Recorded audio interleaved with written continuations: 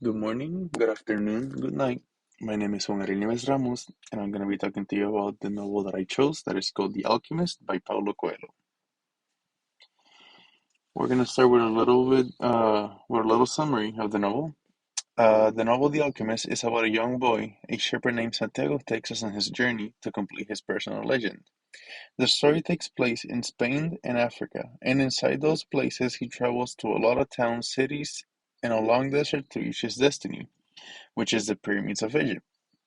Since the beginning of the travel, he meets a lot of people who will guide him in the right directions for him to be able to accomplish his dreams. One of those even being the actual alchemist, as we see in the title. He is just a normal boy with a dream, a lot of obstacles and decisions that will take him on this amazing journey of over a year and a half. It all started with a dream he had one day, something telling him that he needed to go to the pyramids of Egypt, and that once he was there, he will find the treasure, his treasure.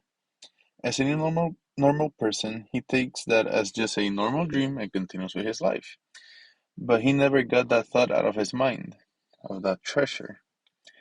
While on his journey with his sheep, he meets a gypsy who will read his future for 1/10 of the treasure that he will find if he were to find it someday. He gets a little bit upset but continues with his life. As his journey goes on, he meets a lot of people like a merchant and his daughter, Melchizedek, the king of Salem, the Englishman, Fatima, a camel driver, a caravan driver, a crystal merchant, and the alchemist, who will almost all of them give him motivation to not give up on his dream. After a long journey of adventures, personal knowledge about the world, understanding of his surroundings, of a new place he visits, understanding the language of the soul and the universe, he finally gets to his destiny, all the way from Spain to Africa, the desert, an oasis, and finally the pyramids. He gets ambushed by a group of thieves who stole all he had. He seems upset and sad after all his journey. He thought he might die by the thieves who were beating him up. At some point, he starts to talk out loud about his dream, his treasure, and how he was never going to be able to accomplish it. And one of the thieves talked to him, telling him how naive dreams were, and that he had one of an old church with a hole in the roof, and that there he was gonna find his treasure, but that was not going to he was not going to travel to a place he didn't know for just some dream. At that point, Santiago starts laughing because he knows the place that the thief is talking about. It's where his journey started at the beginning of the novel, in the abandoned church where he woke up from his dream for the first time. He goes back, gets his treasure, and promises to go back to the woman he loves, that is Fatima, and to pay the gypsy after all that time. We're going to continue for a short biography of Paulo Coelho. There we can see him. Born in 1947 from Ligia Coelho and Pedro de Sousa, Paulo Coelho de Sousa is a Brazilian lyricist and novelist.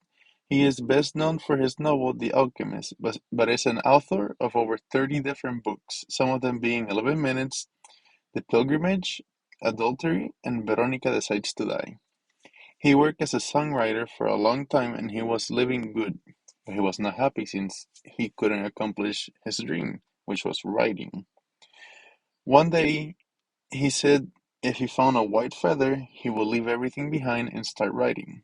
Later that day, he found a white feather on the window of a shop. He went, so hence the word. At the beginning, he failed with his first book, Hell's Archive, since it was not good enough for the people that would read about it. After that mess with his first novel, he then contributed in the 1986 to the Practical Manual of Vampirism, but later he wanted to take it off the shelves since it was of bad quality. After making the pilgrimage to Santiago, that is like a whole religious like walk uh, in Santiago de Compostela in 1986, Coelho wrote The Pilgrimage, one of his really famous novels, that was published in 1987.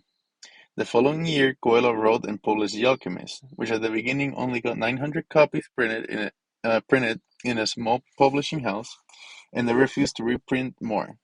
He then looked up for another publishing house on which he could keep reprinting them, and with the publication of his next book, Brida, The Alchemist took off, ending up being an international bestseller. So he pretty much just got a little contract to be able to publish his new novel. It didn't work. He ended up looking for other options. It finally ended up being a good place. And with another book that he wrote, they published it, and then The Alchemist went off. Literally, like really, really, like it took off. The Alchemist has now sold over 65 million copies and has been translated into a record 80 languages, entering its name in the Guinness World Record for the most translated book by a living author in 2003. In 1996, he founded the Paulo Coelho Institute that aims at supporting children and the elderly. Coelho, along with his wife, Cristina Oiticica, still spends half of his year uh, in Rio de Janeiro, where he is from, and the remaining half of the year in his country house in the Pyrenees Mountains of France. Next, we're gonna go to the explanation of the title. Uh, this is from my point of view. The Alchemist is the title of the novel wrote by Paulo Coelho. The title is foreshadowing us about a character that has a lot of interaction in the novel, but not till past half of it. He is known as the one who can turn lead into gold because of his great knowledge, but most important, Olaf he is the character who gives Santiago the strength and will to complete his personal legend, connects with the soul of the world, and be able to talk and understand the universal language. That in the novel they explain all of it about.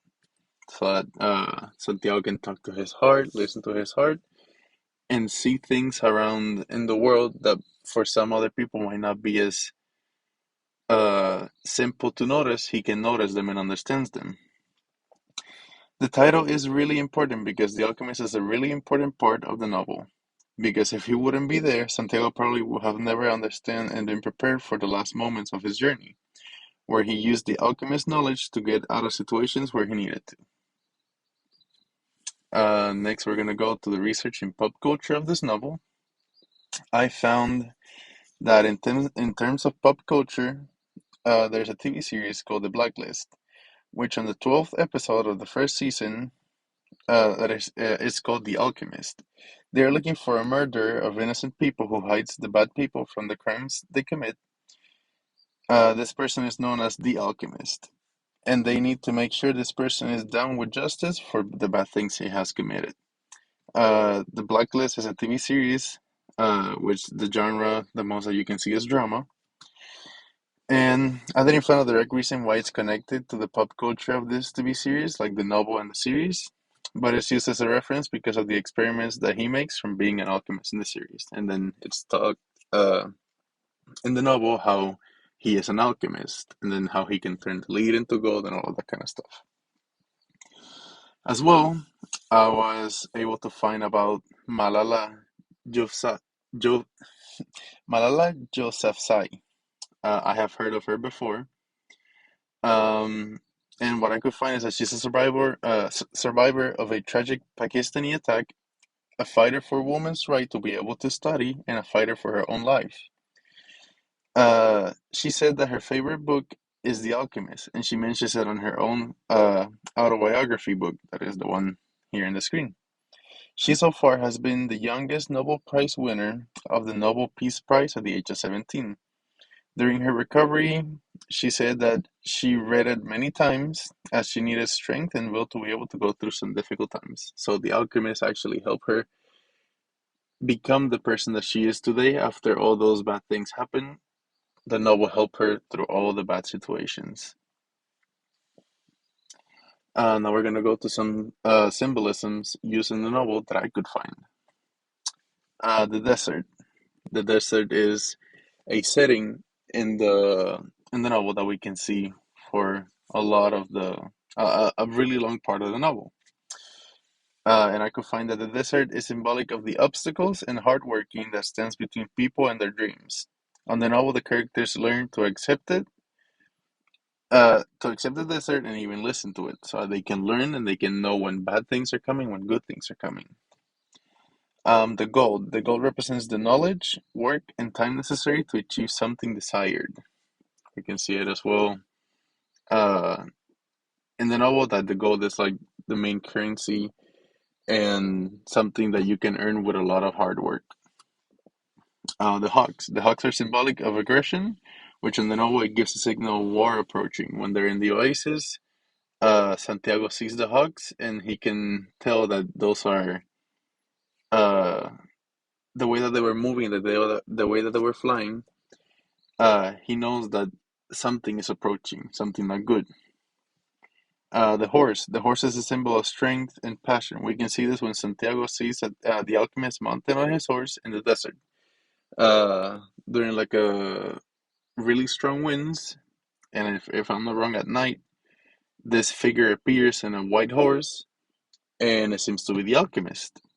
Uh, and then he represents a lot of like fear and like strength and passion, but then it ends up being like the fear part is because he doesn't Santiago doesn't know who it is until he realizes that it's the alchemist. Uh, Urim and Thummim, these stones stand for the uh, characters need to respond to omens, which are essential motivating factors. We can see them on occasions being used by Santiago in moments of confusion and needs. Whenever he needed some guidance and he didn't know what to do, he would take these two rocks out, these two stones, and then ask questions. Um, the stones are given to him by the king of Salem. And the thieves represent everyone who tries to find a shortcut to his or her personal legend. The journey is necessary to fulfill the satisfaction of the long travel and the reward of it. So, like him, he goes through all Spain to Africa, he gets to the pyramids, and then he goes all the way back to Spain to get his treasure. So that journey is part of the satisfaction and is needed to be able to complete the journey. A song that matches the novel, I could find The Scientist by Coldplay. And the reason why I chose this song is because I feel like it can relate to the novel on most of the things it says. The link is there. I couldn't bring the whole YouTube video, but at least the link is there. I'm gonna be explaining the parts that are in yellow, and I'm gonna be giving like my representation of it according to the novel. Come up to meet you, tell you I'm sorry. You don't know how lovely you are. I had to find you, tell you I need you. The following part of the song, in my understanding of the connection, is Santiago talking to the alchemist and being sorry for making him wait so long for his journey, telling him he had to travel from really far to meet him, find him, and that he needs him to fulfill his personal legend. The next one it will be I was just guessing at numbers and figures, pulling the puzzles apart, questions of science, science and progress. The following part, I feel like it will be Santiago talking to the alchemist or to the king of Salem and pretty much just telling them how he has just been doing what he can with what he has to follow up with his dream. That he has a lot of questions but little answers to what he needs to what he needs to do to fulfill everything. The next one will be, but tell me you love me, come back and hunt me. Oh, and I rush to the start, running in circles, chasing our tails, coming back as we are. Nobody said it was easy. In this verse of the song, I can relate it to Santiago and Fatima, how difficult the journey has been for him that travels so far and so long, and for her to wait so long for his return after completing his journey and personal legend. And as simple as this might be, I'm going back to the start. Uh, this trope has a lot of meaning, at least in my opinion, since at the end of the novel, Santiago goes back to where he starts his journey. the abandoned place where he will dig down and find his treasure, finally fulfill his dream of completing his personal legend and going back to Fatima to live happily ever after. Literally, I'm going back to the start. He went all the way from Spain, all the way to Africa, all the way to the pyramids, to then realize that where he got his dream, where we start on the novel, is where his treasure was. So it's like a whole turnaround. Here on the letter to a character, I dedicated my letter to Santiago. I'm gonna start reading it. Dear Santiago, after so long, finally I have been able to contact you. I've been waiting for a long time to be able to talk to you and ask you about yourself and the journey you took to complete your personal legend. I can't imagine how it feels to complete the purpose you had in life and still be able to feel satisfied after all you did. Sorry for my bad manners. My name is Juan Nieves, and I would like to ask you some things like, do you miss being a shepherd? Do you miss traveling like you did on the desert, meeting people and adventuring everywhere you wanted? How does it feel to be as amazing as you are, since you were able to complete your dream and not just that, understand and talk the universal language of the soul? Sorry. I can't wait to be able to meet you in person, since I had a dream about visiting some mountains that look like the Everest mountains, but not just me, with my fiance, which had for some strange reason the same dream as I did. So we would love to be able to talk to you and hopefully understand our journey and travel to complete our personal legend ourselves as well. And maybe, just maybe, meet the so famous called Alchemist, which it will be the same as you, an amazing person to have a conversation with about life, all of his life work, and his own personal legend. I'm not gonna bother you anymore with my silly questions, and I hope we can meet soon. I can wait to finally meet one of my greatest inspirations. With a lot of respect and love, Juan Nieves and Trista Crowley. That was a letter dedicated to the character that will be Santiago. The movie that has been made from the novel. Sadly, The Alchemist doesn't have a movie adaptation yet, but so far I'm gonna tell them what has been said. With what I could find on the internet about the movie adaptation of the novel The Alchemist, is that it is in production so far. They are still casting people to make this adaptation possible, but with the COVID-19 pandemic, things with the production have went back a lot. But with the information that I was able to gather, it seems like Sebastian de Souza, Tom Hollander, and Shareh Adashlu are the first ones to be casted for the movie. The only role known so far is Sebastian de Souza, which will be Santiago. The others are unknown so far.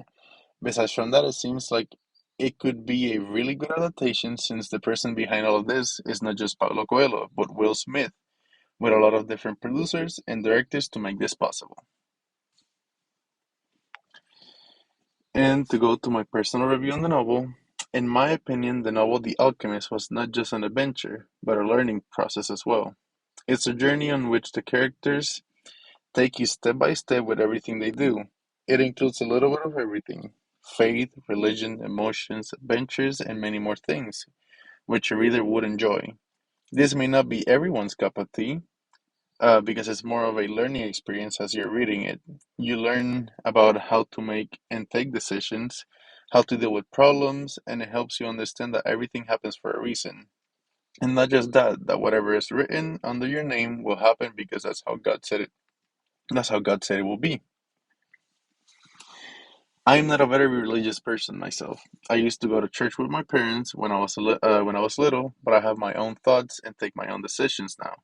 So even though I might not be the best example to understand the novel, I still love it a lot and feel that it was an experience that I will never forget.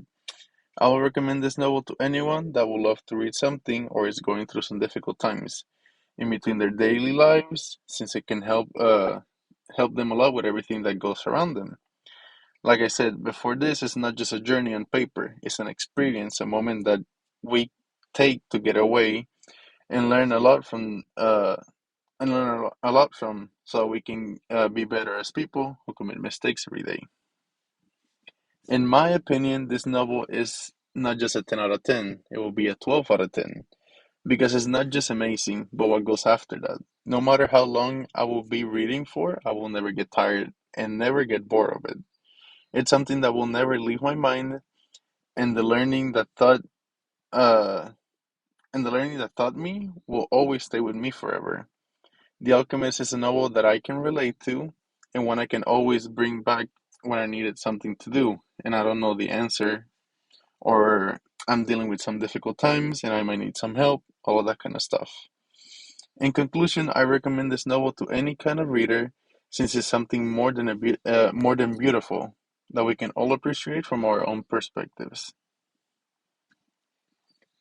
These are the references, and that will be all, folks. Thank you very much for your attention, and thanks for everything. Goodbye.